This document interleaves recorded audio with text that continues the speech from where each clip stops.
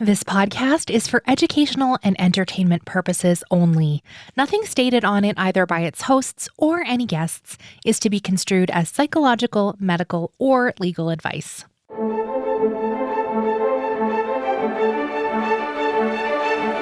You're listening to Adoptees On, the podcast where adoptees discuss the adoption experience. I'm Haley Radke. I am so glad to be back with you after our summer break. Today's episode is a special episode in our healing series that, truthfully, I've been scared to do. And I've intentionally been waiting to do because of this fear. This concept has been on my show topic list for several years, ever since I heard the words, the nothing place, for the first time. I believe that naming and describing this idea to you could be so deeply helpful for adoptees that we just have to go there today. This could potentially break open a block we've had in describing the true complexities and impact adoption separation has had on us. Pam Cordano, one of our favorite adoptee therapists, is here to tell us about the nothing place, the glaring gaps in attachment theory that don't address adoptees' very real separation trauma, and how examining this part of us can unlock a new sense of grounding and belonging that we haven't been able to access before. Before we get started, I want to personally invite you to join our Patreon adoptee community today over on adopteeson.com/community, which helps support you and also the show to support more adoptees around the world. Links to everything we'll be talking about today are on the website adopteeson.com. Let's listen in. I'm so pleased to welcome back to Adoptees On, Pam Cordano. Hi, Pam. Hi, Haley. Hi, everybody. Okay, behind the curtain, it is my birthday today. We are recording. This is going to be the first episode back from summer break. I'm feeling a little rusty. You've been on the show so many times, and the last time you were on, this is back on episode 285, okay? It was transformational. Many people have listened to this episode multiple times. It's one of our top listened episodes. It's called The 7 Insights into Adoptee Attachment. And we talked about this thing called the nothing place. And I told you, I said, Pam, I've had this written on my whiteboard for a long time. Like, we should do a show about it. But it's so bleak and depressing. How would anybody want to listen to this? And yet here we are, me feeling rusty, and it's my birthday. So many feelings. And we're going to talk about the nothing place today. Mm-hmm. We're crazy. Yeah. You know what? I love it. It's good. It's good. It's good for us to talk about hard things. We're going to have trouble putting language to this. But I think it's been really transformational for a lot of adoptees to hear about this, to kind of wrap their minds around this idea and give language to it. So that's what we're going to help you do today. So let's start here. Pam, what is the nothing place? Oh, gosh. The nothing place is what happens when attachment is severed before a baby can differentiate self from other. Remember, babies are in symbiosis for the first 6 months of their lives. They don't know that they're a separate self. So the nothing place is what happens when attachment is severed before a baby can differentiate self from other. It feels like non-existence. For adoptees, it's often described as floating, blankness, and sometimes sheer terror. A nice light topic. Yeah, on your birthday. Mm-hmm. Sheer terror. Sheer terror. Oh, do you want to talk about my birthday? About August 22nd? What's special about today, besides the fact that I came into this world? Well, that's the most special thing. You're 42 today. Is that okay to say out loud? It is. You're 42. Okay. Yes. And you're crushing it. And we all love you. And we're so grateful for you. And so it's your birthday. That's the big thing. You could ask me to talk about any topic on your birthday, and I would likely say yes, because you're so special to me. Mm. The other thing that's interesting about today is it's a new moon, and it's called a black moon because a black moon is the second new moon of a given month. And so today's a black moon. And I was just thinking about how the black moon, the new moon, represents darkness and hiddenness and beginnings that come out of the void. And there was a point where you were a beginning that came out of the void. And now you're here. And for those of us who are lucky enough or tenacious enough or have enough support that we keep trying so hard to heal and to feel comfortable in our skin and in our lives, there's a way we can keep, especially together, coming out of this void of the nothing place. Do you want to tell us about the origins of this named thing? Yeah. I think I was there when it started. I was in a joint, very deep psychotherapy session. By joint, I mean there was me, and then there was a non-adopted attachment therapist. And the two of us were working with an adoptee. And the adoptee went into this really, I don't even know how to describe it. This is where words fail, but like a horrific looking place where I could see in his eyes and in his whole being, like kind of like a dorsal vagal, like a collapse state where he was just not with us. But it didn't look quite like dissociation, it looked like something else. And so the attachment therapist said something like, hey, we're right here. Haven't you done this enough? Can't you come out? We're right here. Can you come out and find us here? And he just, the client just looked kind of like, he looked like he was actually somewhere, not nowhere. He was somewhere, but somewhere awful. And then as I kept looking at him, I said, no, we can't ask him to come to where we are. We have to go where he is. And the client said really calmly, this is a place where there is nothing at all. And in that moment, I recognized, I feel like I started crying. It was really a big moment, but I recognized it. Like I could see him, and as he described it, where there's nothing at all. My whole body remembered somehow that place more consciously than I ever had before. And then we started calling it the nothing place. And what was super interesting is that once that happened, and I went to him, I felt it. I think I started crying in that moment. The other therapist, the attachment therapist, suddenly realized that attachment theory does not account for what was happening. That attachment theory explains bonds that are insecure or disrupted, but they're still present in a continuous way for a human.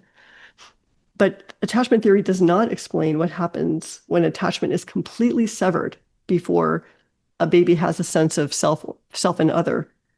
And that gap, the nothing place gap, is where we adoptees, I guess, live in some deep part of ourselves and that we've built a life on top of.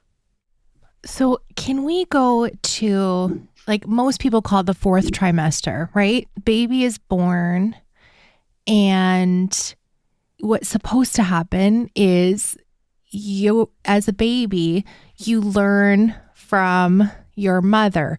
The mother is your nervous system. The mother is your source for life, food, all the things, emotional regulation. All of those things come from the mother. and you said that happens up to 6 months. Yeah. I'll lay it out. So from 0 to 6 months, the infant lives in symbiosis with the mother or the primary caregiver.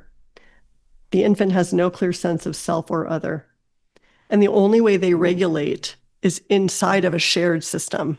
So funny that I'm crying. This is so sad, but I'm usually not the crier, but oh, I 100% am.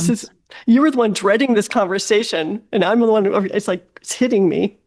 Crazy. Anyway, so the baby's actual nervous system regulation comes from inside of a shared nervous system, not from their own nervous system. And then from 6 months to 18 months, there's this gradual differentiation where the baby starts realizing, I'm separate, but I'm also connected. This is built through thousands of micro moments where the mother leaves, the mother comes back, the frustration inside the baby's system is soothed, the baby's hunger is met, And so these thousands of micro moments build from 6 months to 18 months, this gradual differentiation of I'm a separate self in relation to my caregiver mother. Is this what you've called call and response before? Yes. Okay. Mm-hmm. Yeah. And call and response starts from the moment a baby's born. But for the first 6 months, even with call and response, the baby does not know that it's a separate self. Mm-hmm. So, but then starting around 6 months, they start to learn that gradually for the next, up until they're 18 months old. Mm. And then from 18 months to 36 months, the emergence of stable object constancy develops where my mom's not here, but I still know she exists. And this anchors a sense of the baby's self as continuous and not annihilated. Wait, remember playing peekaboo? Yeah. And like, it's only funny and nice to do when the baby knows you're going to come back. Yeah. Right? Like, there's a point where we don't have object permanence. And so peekaboo is just like, oh my God, where did she go?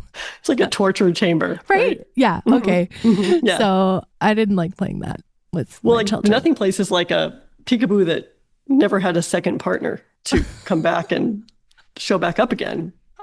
I'm serious. Yeah, I know. It's so bleak. You have to laugh or we will cry. I know. Traditional classical attachment theory presumes some form of continuous caregiving. It does not build into it attachment rupture that adoptees go through.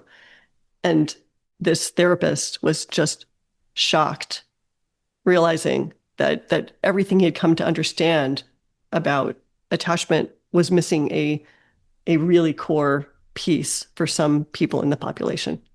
Okay, so devil's advocate, it's like, okay, but most of us were placed pretty soon to where we were born, if you were adopted as an infant.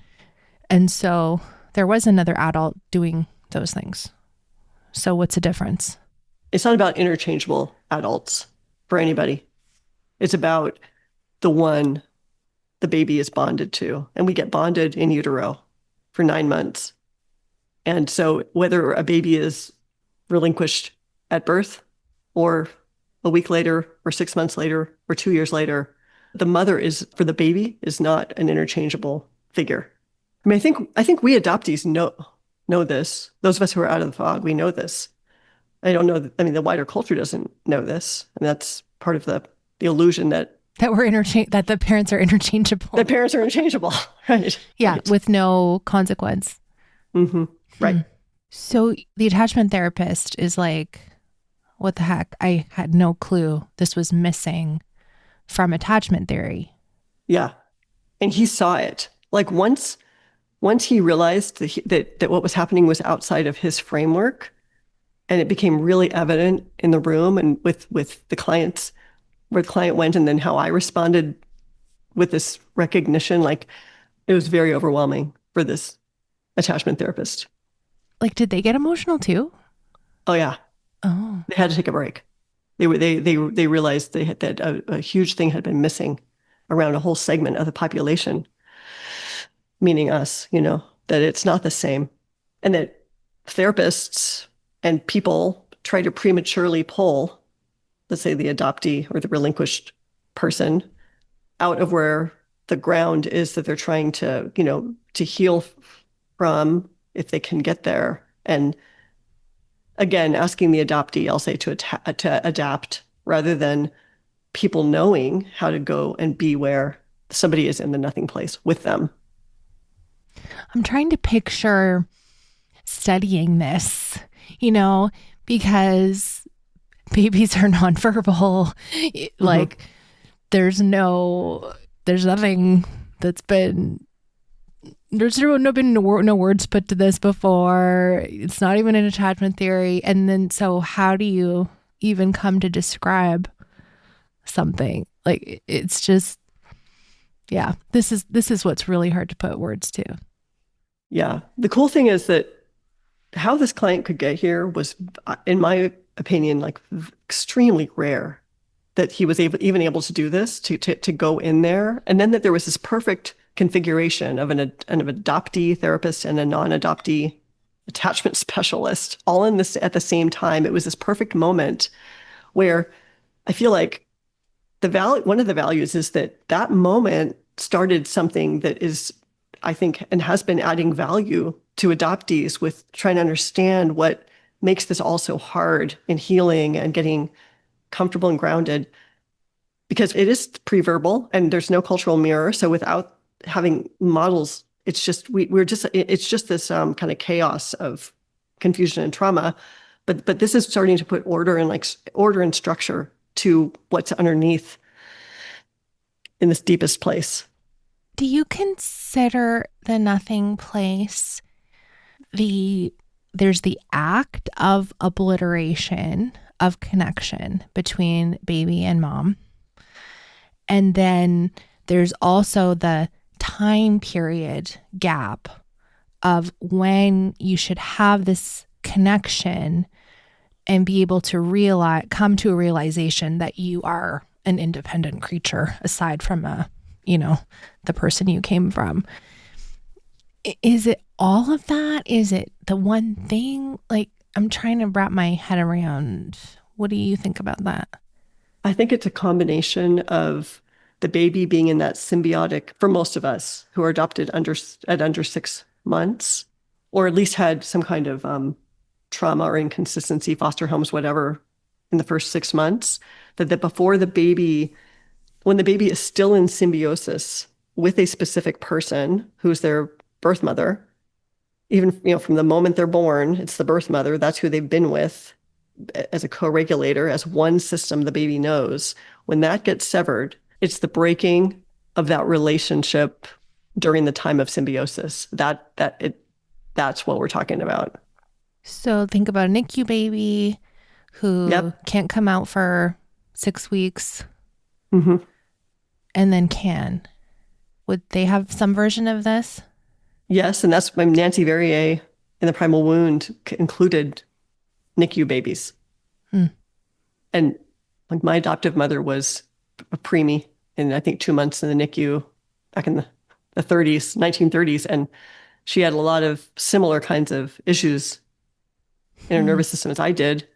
Who knows, maybe that's even something that, I don't know, made adoption amenable somehow or appealing to her somehow. I don't know, but that's a weird thing to say, but yeah.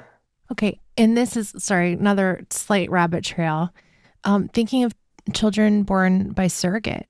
So that is something I'm so curious about when they start studying that, because you can go to your genetic parents, but your tie is severed from the person who carried you to gestationally.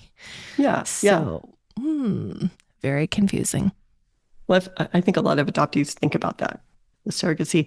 The other thing I want to say about the NICU babies, and maybe this goes with surrogacy depending on the situation and the organization of the structure of the families, but with a NICU situation, if the parents are intact, the lineage is intact, even if the baby can't be held, particularly in the past, it's better now. There's more holding and more awareness of bonding and what the babies actually need. But there's still like a psychological, I could even say spiritual holding of that baby in an intact lineage if that baby's being kept while they're in the NICU. It's a different kind. There's a holding kind of, I can only imagine that the baby would have similar kinds of biological trauma and this nothing place kind of experience, but there is some kind of a holding that is still intact in that situation. Even if mom dies in labor and dad is waiting and ready to take care of baby. Right, because if mom dies in labor and dad's ready, then dad's going to be grieving and in the same soup, in a way, as the baby around that loss. And there's going to be a kind of mirror orientation point in that shared grief versus just ties cut, and baby's now in a totally foreign environment.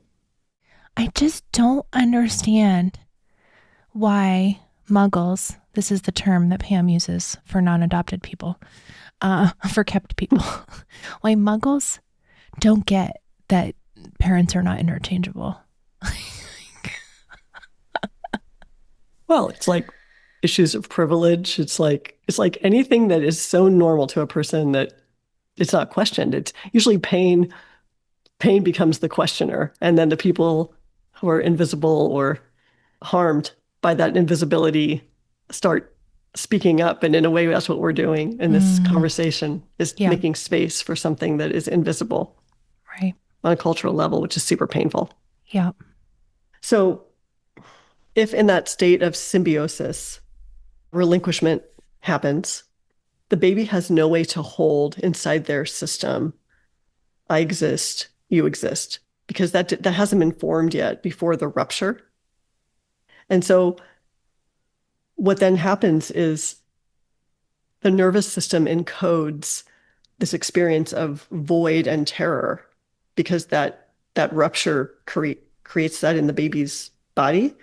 And that's the place of the nothing place, no self, no other, no continuity, no me, annihilation, all that stuff. And then later on, as we get older with our adoptive families, let's say, our development overlays the ability to function. We go to school, we do what we do, we learn how to be a person that's functioning, but there's still this split consciousness inside of us where there's this more adult kind of competence or child kind of competence or adult, and there's still the body memory of non-existence deep inside of us. So we live with that split. I'm trying to take it in. I think just literally trying to understand that a baby doesn't know it exists, right? Like that's kind of a hard thing to get, but literally they can't know that yet because of the developmental state, lack of development yet. It's very hard to understand that a baby wouldn't know they exist. And I know you said developmentally. And that feels like death. That's a fear of annihilation. Like, am I dying? I'm dying. And not even am I dying. Like, it's like not the thought I'm dying, but the experience for the organism of I'm dying because I just got chopped apart. And there's not the ability yet to say, oh, they went somewhere, they're coming back. It's just gone. That doesn't even start being a biological possibility until they're at least 6 months old, the beginning of being able to do that.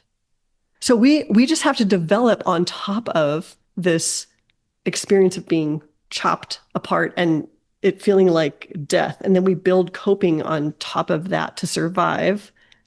And then we become the people we become on top of all of that. And then we don't know why we're so anxious, or we have so much trouble in relationships, or we're terrified of being alone in the dark or throwing up, or we get sick from all this stress in our bodies. We don't know what is going on, that we're so screwed up, and we think that it's like it's our fault or something's wrong with us and feel shame about it. But this talking about the nothing place and describing the rupture during the time of symbiosis and what that does, which I could have known intellectually, but to see it on this client's face and to experience it in my own system sort of all at once, it landed.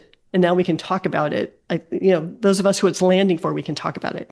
Isn't this the same as so many friends I've had, or even interviews we've mentioned, like, well, I feel like I fell out of the sky, like feeling like you come from nowhere. Yeah. Yep. Like that terrible idea, that storks bring the babies to the new parents.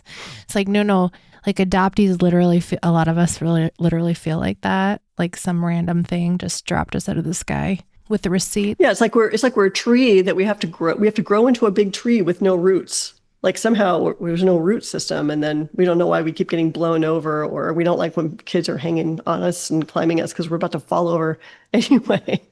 But yeah, it's that disoriented, like there's no continuity in the nervous system, literally. So the infant nervous system depends on co-regulation because they're in symbiosis. Without it, neural circuits for safety and orientation do not get laid down. The nothing place feels like non-existence because in brain terms, there was never a scaffold for I exist in relationship to you. And when I say there never was, even if the baby was kept by the birth mother for 2 weeks, they were still in symbiosis when the relinquishment happened. So they didn't, we have to keep thinking of the baby as being in symbiosis when they're under 6 months, and what that, it doesn't matter in some way if they got a day or a month. It's still happening in that time. Mm-hmm.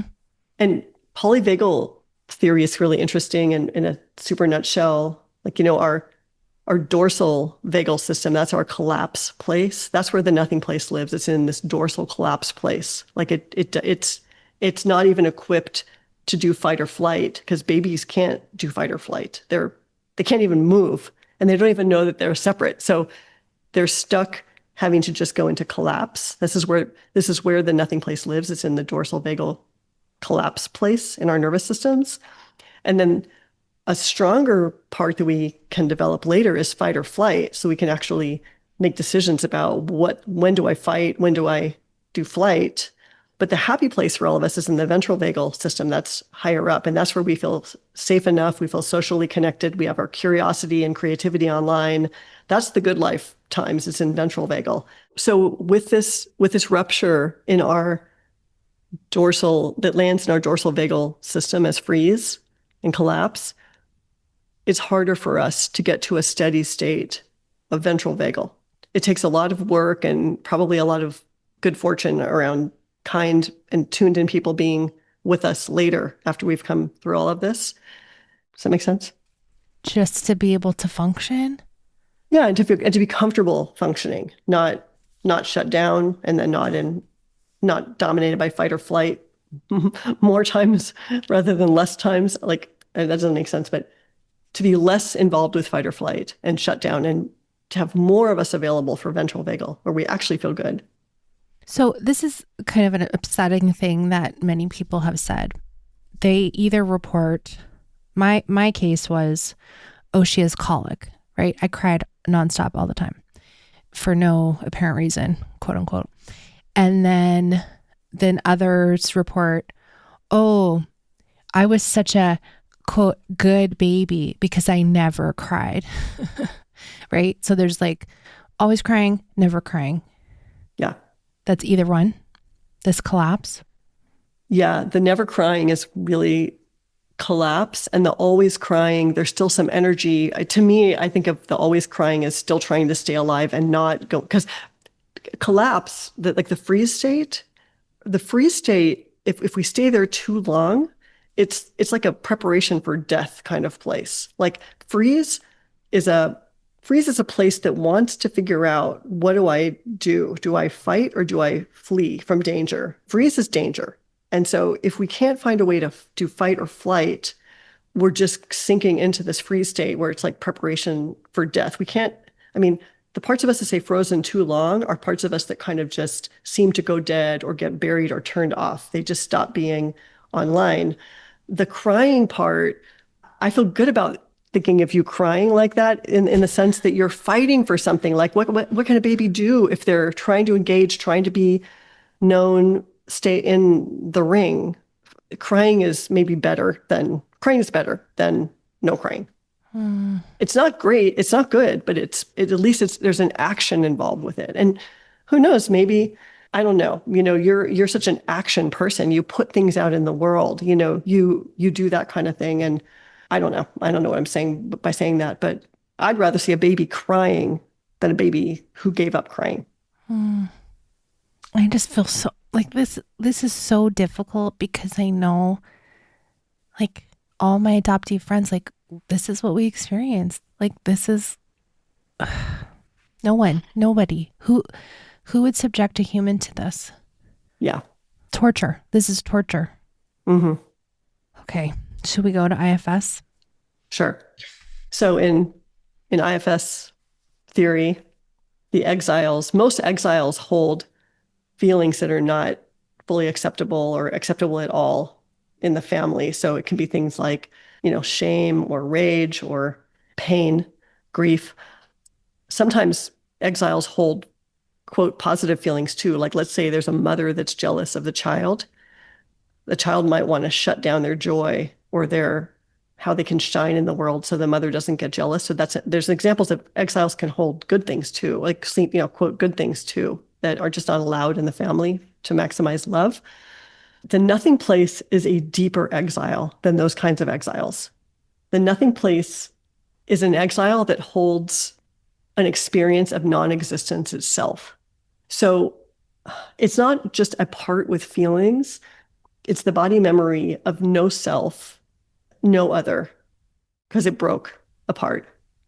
And then what happens is protectors, our protective systems, I'll say in adoptees, work overtime to cover up this abyss. And they do things, overfunctioning, people pleasing, addiction, anger problems, reactive attachment disorder issues, like whatever it takes to try to stay alive, stay afloat, and cope. All of that's on top of this deep exile. And healing this, helping this exile heal is not about fixing it at all. It's not asking it to come out and meet the land of the living in Muggle terms. It's really us, and this is really a hard thing I'm going to say, but it's us learning how to be just little bit by little bit with the terror and the overwhelm of the nothing place itself as a deep experience in our systems. I mean, that's where we were before the stork suddenly brought us in, or we arrived on spaceship from another planet. We were in this nothing place. So it's in there. And the best thing we can do is start slowly to get to know it. And we can talk about that, and also to be around either therapists or friends who have some capacity to also hang out with that. We don't want a therapist asking us to be somewhere else when that's really the ground of where we need to bear in our own systems to start to feel rooted. Well, using that word rooted, I mean, how many of us have gone to therapists or psychologists and you want to deal with this whatever issue that's going on for you, and they're always looking for the root. And when you deal with that, then that issue resolves, right? And so I get it. I see why that would be so critical to look at. But also, because the terror is so deep, you really would have to be safe in order to look at that. And I know I've said this before, I don't know how accurate this is, but I really think our brains only show us like things that we're ready to look at just to keep us safe, right? Yeah. And I've said before on your show that this is one reason I'm a fan of psychedelic therapy, because it does allow for getting access to places that our protective structures will not allow us to go into. And that's why talk therapy can take so long and be so frustrating, because it's just, we can't, our system is saying, no way are we going in that place. And so that's why I'm a fan of psychedelic therapy, and I hope that it gets legalized soon. Well, there was so many episodes. I mean, I remember like from the first season, even we were talking about how we have these boxes we store away in our closet and we just can't even open them because it's just too much. Right. Yeah. Oh, okay. Yeah. The terror. That's the word. But yet people knowing about this, I know you've had a group of adoptees talk about this together when you were leading the Flourish groups, and just even knowing that there was something to name it can like reduce that. Totally. Yeah. Like there's an upside. We're going to talk about the upside of us even talking about this topic, but you know, before this ends for sure. But yeah. Don't worry. Don't worry. Don't worry. Hang in there. The nothing place exile doesn't just sit there quietly. It exerts a gravitational pull on the whole system.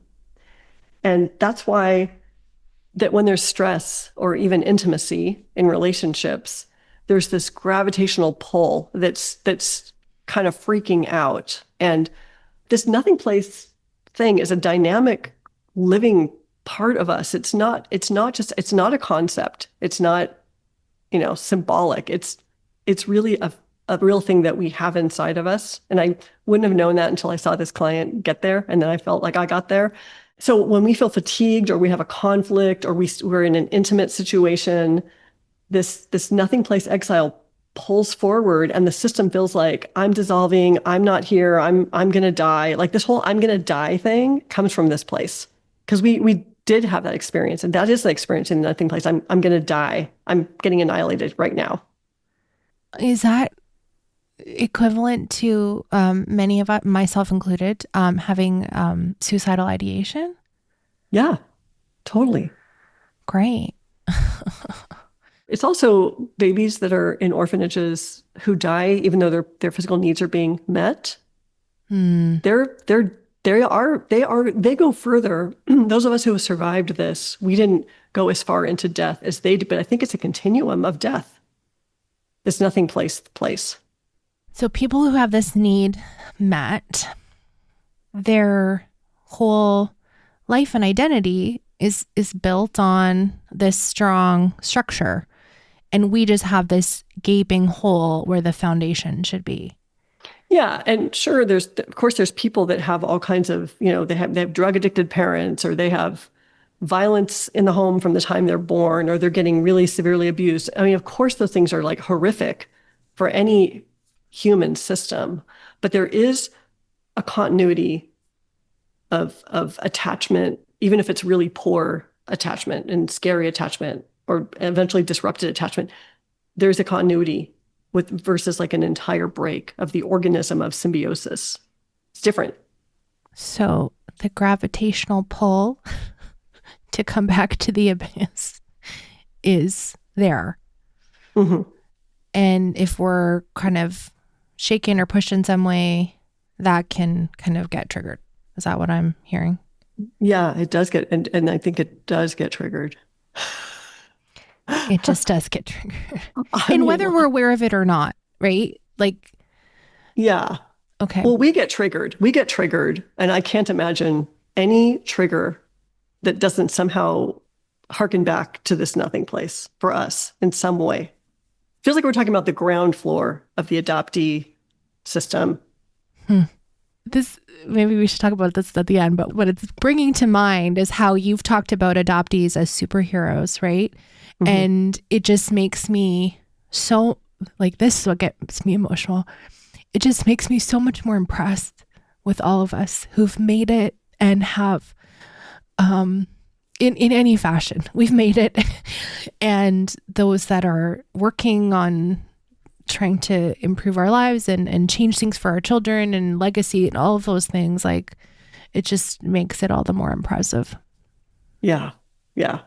I think that for us, just living daily life requires a kind of strength and capacity, even when life looks like a show. Am I allowed to say show on your show? We will beep that, but yes, you can say it. Oh, yeah. Okay. Mm-hmm. So the value of naming this is that we can work on it. Yeah. Well, okay. So here's what I see the value is. It's validating. Like when I brought this to the flourish groups, and there were, I don't know, 40 something people in the flourish groups. I think it was everyone, if not nearly everyone, really related to this in some way or another. And to have something named for us when the culture doesn't name it, and how could they, it can feel very validating. So it's also a way of saying you're not broken. Like whatever you think you look like compared to other people in life, if we have a way of understanding what we actually went through, and we start, all of us, carving out like language and shared understandings about it, it just gives us another way to look at our lives. And when you got tearful about the superpower thing, it's like that. It gives a perspective so that we can perhaps see ourselves with more, and each other with more compassion and awe, really, and horror, but awe. And also, it's so cool to find language for things that happened before language was built. It's almost as if in the culture, if we can't language it, it isn't there. It's not real. But yet our nervous systems tell a story, and for us to find ways to language it and find shared languaging, it gives form to the formless. And it also creates a sense of belonging. There's a paradox because this nothing place is literally a place where there's nothing. There's no you, there's no me, there's no up, there's no down, there's nothing. And yet once we can find each other in the nothing place, even just start to find each other in the nothing place, paradoxically, it's grounding. We find, oh, there's some ground. The nothing place is a place. It isn't really a no place. It's a place. It's just a horrific place. But to be there together is different. So when this client got there, and then I feel like I fell in, on accident, but I'm grateful I did. It was comforting to him. It was comforting to me that we oh my gosh, if we're both here, it's not the same as if I'm just alone there and hiding it from myself and reacting to trying to stay out of this deeper place. And then instead of being pathologized, oh, you're avoidant, you're angry, you're resistant, you're ungrateful, you dissociate a lot. Like all these labels that we can be sort of thought of or called, or it's no, we can witness in ourselves and in each other the deeper truth of what's actually happening that isn't pathological at all. And it has a chance to be actually reparative in that way. It's another story besides the worst screw ups. Defective. No wonder they gave me away. I'm such I'm an inherently defective person. And then finally, I will say this again, that the goal is not to erase this place. The goal is to learn to be with it without the panic or annihilation terror, to start chipping away at that so that we can actually just kind of land here and feel that root system that's actually there. But I don't know that we can do it alone. I think we need each other that's why this shared language. I think that's why we're doing this episode. It's we're trying to give language so we can all kind of do this together. I don't know if you remember, if you've heard about this, we've talked about this maybe before, but you even said reactive attachment disorder before, which I'm just it's BS. It's like this stupid diagnosis for normal reactions to abnormal situations. And this is what I'm thinking of. I'm this having a nothing place as a part of our origins, this is a normal reaction to an abnormal situation. This is normal for adoptees to feel this way because there is a gaping void in what should have been this nice symbiosis, nice beginning with our mother. And it's not available to us. Yeah. Well, I know you know this, but I'm going to link in the show notes. We have many adoptees, including people from Flourish, who wrote about the nothing place, and there's some poetry and just moments people have captured, even about when you brought this idea to them, and they write about it in the Flourish experience. We'll link to that, and some other folks have blogged about it. So I'll have links to a few different folks in the show notes talking about this. Is there anything more you want to tell us? If someone wants to start looking at this, to possibly look in the scary place to acknowledge it, what are first steps to do that in a safe way?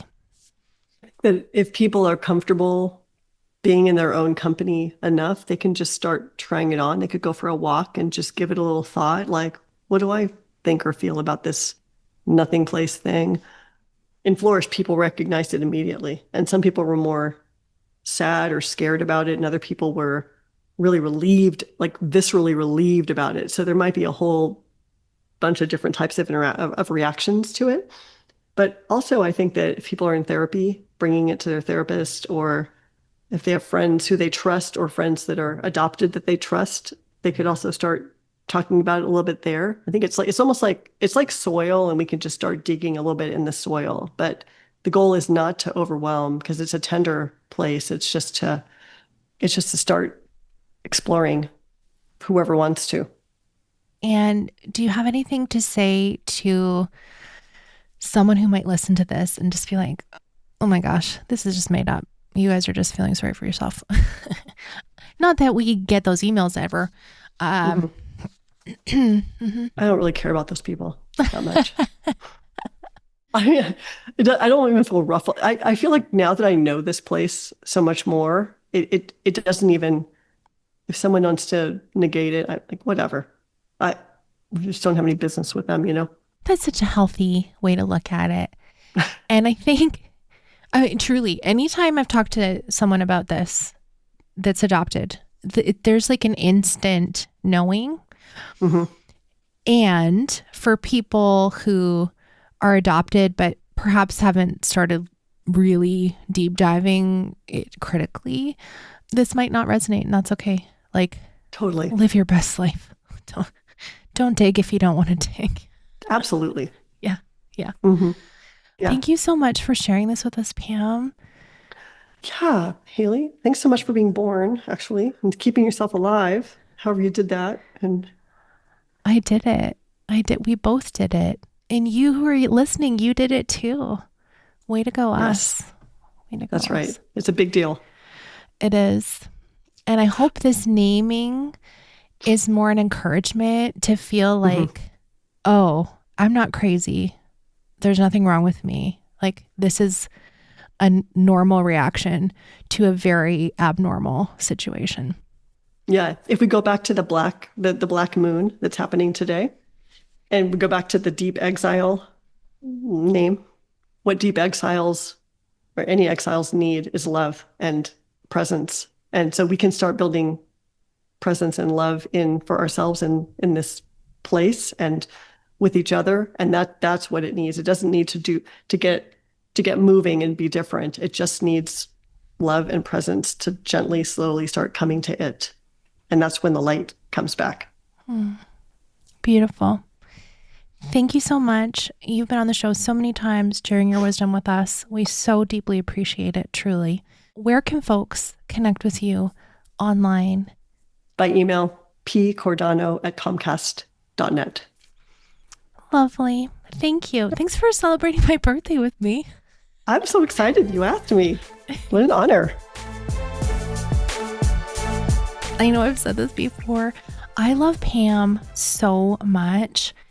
She has helped me personally and so many of us by bringing language to the ethereal, the intangible of it all when we're trying to help ourselves understand what happened to us in the context of adoption separation and our loved ones, and trying to explain to them like how it feels to be an adopted person existing in this world. So I'm so deeply grateful to Pam. I'm also so grateful for all of my patrons. If you have felt value from Adoptees On, you can join our Patreon. You can search Patreon and quote Adoptees On, or go to adopteeson.com community. And folks can pledge monthly amounts, or you can pay for a year, and you get so many episodes of me and my friends talking about adoptee things. We also have the Ask an Adoptee Therapist events, which Pam is a part of occasionally. We also have Adoptees Off Script parties with Pam. And this fall, we're starting a series of Adoptees Off Script parties where we are focusing in on the fight, flight, fawn, or freeze themes. And so I know we're going to be learning a ton more from her about those. So thank you so much for all of you who have supported the show in the past and those who will continue to do so and keep Adoptees On alive in this world. The other thing I know folks have been asking me about, and you will hear this fall more about my brand new podcast that I've been working on, and we'll be sharing more, I promise. So stay tuned for that. Thank you so much for listening, and let's talk again very soon.